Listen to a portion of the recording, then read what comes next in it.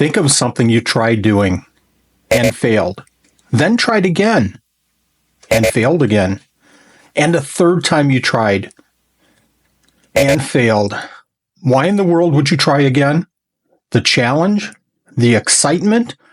Or maybe like me, I'm just not that smart. Hello, I'd like to order some cat geckos, please.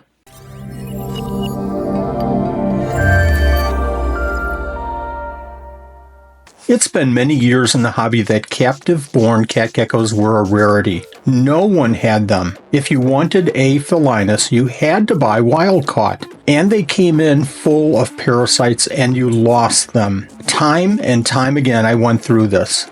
You would have thought that I would have learned my lesson, but no. I even treated the last few wild-caught shipments, but to no avail. 4 years ago, I did it again. I ordered cat geckos again. You can check the video in the link above. In this video, we're going to talk about cat geckos, their care, and I may share a couple of surprises with you. Maybe. We'll see. Let's answer some questions about cat geckos. First, where does the name come from? Well, 2 reasons. First, their tails curl around their bodies when they sleep. Isn't that the coolest? Check out their pupils. Cat-like. Also they have, and I bet you didn't know this, they have sharp but retractable claws. Ouch, that hurts. While they do spend some of their time on the ground for seclusive daytime naps, they are nocturnal. They are considered arboreal. They like to climb. Those claws work so well climbing branches in their forest homes. As well, their tails are prehensile and give them the ability to hold on to those branches. Cat geckos are so adorable with their slow, methodical movements. And look at those big baby eyes. But again, so many over the years come from the wild and keepers lose their animals so quickly due to parasites. But this is quickly changing for the better as more captive bred are being offered.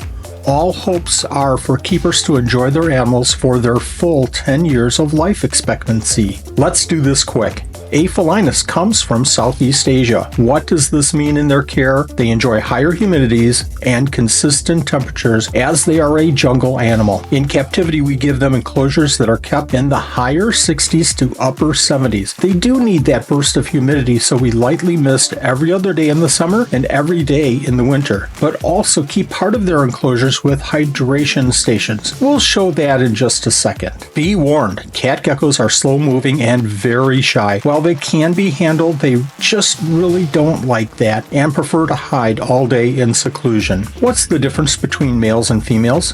Well, males are shorter and thinner than their female counterparts. Males can grow to about 6 inches and females to about 7 inches. As well, males are notable by their predominant hemipenis bulge. Let's check out their enclosure. This is a 19-quart container. Okay, before you comment about how small this enclosure is, keep watching. I'll explain later. We like to add plenty of branches with varying width to help the gecko's muscular leg development. As well, I love cork bark in their enclosures for climbing. Also important for us is to add actual hiding places. These hides are placed right on the substrate, which is a mix of dirt, peat, and soil to allow it to hold moisture yet to dry out in a day's time. You can use Eco Earth or Reptisand as well. That hide, and this is important, is positioned over the area of substrate that is damp but not wet. This is where the females will, or might, lay their eggs. You can add a small amount of sphagnum moss under the hide too if you like. Some quick additions. We add a water dish and a food dish. Yes, feeding crickets will stay in the dish for some time. Or might not. We feed mostly crickets and occasionally appropriate sized dubia. Please don't feed too many insects as cat geckos will get stressed if the feeders remain running around their enclosure for more than a few hours. We dust with vitamins and calcium with D3 supplements extremely infrequently, about 1 time per month. Now let's talk about this setup and why I have them in a plastic 19-quart tub. The preferred size of an enclosure is 18 by 18 by 18 inches-ish. This is for one animal, as again they should be kept separate other than for breeding and introductions. But Wally, you have yours in 19 quarts. This is for two reasons. First, I'm in the process of adding several new enclosures. Funny, they just came in as I'm preparing this video. These new enclosures will be 18 inches by 18 inches by 12, but I will have them fully planted and stocked with branches and cork bark. Their lighting will also be established in each enclosure. They should be moved in at the end of this breeding season. I cannot wait to see them in their new homes then. The second reason I have them in 19 quarts is because it's breeding season. The females are separated into their own tubs and the male is moved from female to female with breaks in between. This is working well as I have not seen any squabbles. Currently, we're keeping a male and two females. Take a moment and comment below if you can come up with a name because we haven't named this group yet. I mentioned a surprise or two, but let me first share a very important tip with you.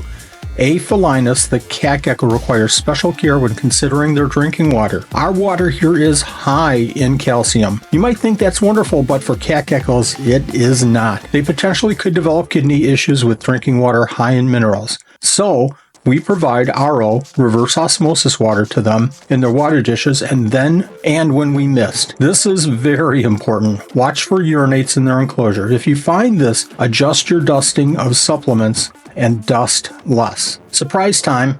Let's check for eggs. You can see we have this spot under the hides that I keep a bit damper than the rest of the enclosure. This is where the females will lay their eggs. I gently sift through the substrate looking for the eggs. They have to be here somewhere. Darn, no eggs. I'm so disappointed. Are you too? But I have to deliver that surprise that you've been waiting for, and here it is. About a week ago this happened. I checked the incubator and found a baby cat gecko. The next day the second egg hatched. Yes, female cat geckos lay 2 eggs at a time. I could not be more thrilled. To me, keeping geckos is exciting and certainly rewarding as I am gifted with so many unique behaviors with these animals. But I have always said the ultimate certification that I am keeping these geckos correctly is to be given eggs and ultimately to hatch the eggs and see babies. What a thrill and feeling of accomplishment. You can see that we incubate the eggs in our hatch boxes with peat moss that is slightly damp. They took around 70 days to hatch while incubating in the high 70s. I'm keeping the babies now in a small 6-quart container so I can watch them closely with a substrate similar to the adults. I also have the hides with sphagnum moss underneath at one end to provide extra humidity. Provide branches and or cork bark for the little rascals to climb on. Add a food dish and water dish, again distilled or RO water, and you are all set. We feed micro mealworms but plenty of small crickets. Again, we lightly dust with supplements about 1 out of every 3 or 4 feedings. You can see the cat gecko babies are pretty plain brown in color but will develop their adult patterns as they grow. I still think they are so cool looking as babies. Hatching cat geckos has been such a thrill and feeling of accomplishment. Bringing in the adults a few years ago and keeping them alive and thriving was amazing. But babies, oh my. If you want to see the unboxing, hey folks, this is super cool. Check out the video right here and you will see some amazing, amazing animals. Thank you very much for watching and we'll see you in the next video.